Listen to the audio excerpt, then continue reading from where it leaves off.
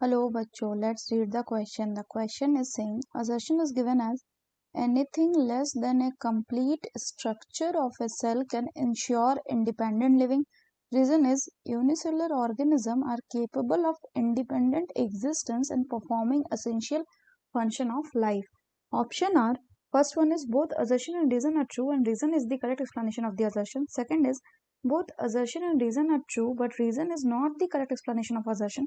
Third is assertion is true but reason is false. And fourth is assertion is false but reason is true. तो आइए देखते हैं हम इसका की concept.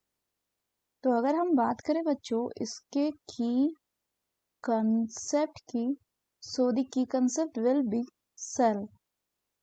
So what is a cell?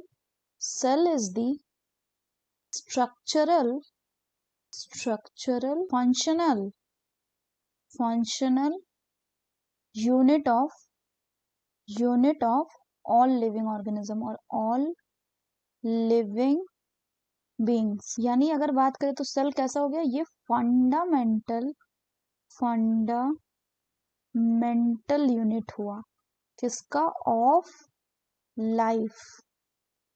Further अगर हम बात करें तो एक स्टेटमेंट होता है जिसको कहते हैं कि एनीथिंग लेस देन ए कंप्लीट structure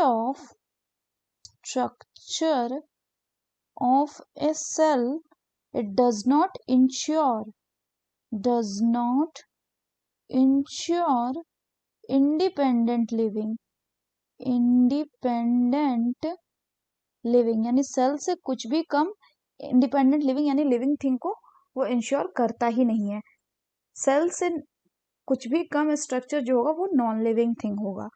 फर्दर बात करें तो जो यूनिसेलुलर यानी सिंगल सेल ऑर्गेनिज्म की बात हो रही है, यूनिसेलुलर ऑर्गेनिजम्स होते हैं बच्चों, organisms they are capable of independent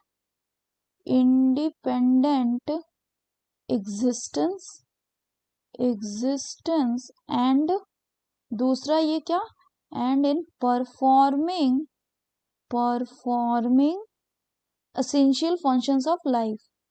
Essential functions of life.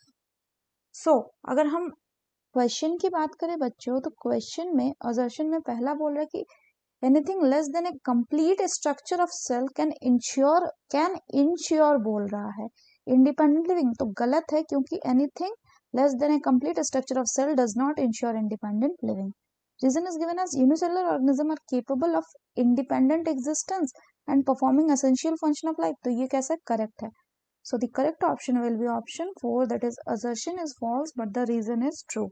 So that's all for the question बच्चों. Hope you understood it well. Best of luck.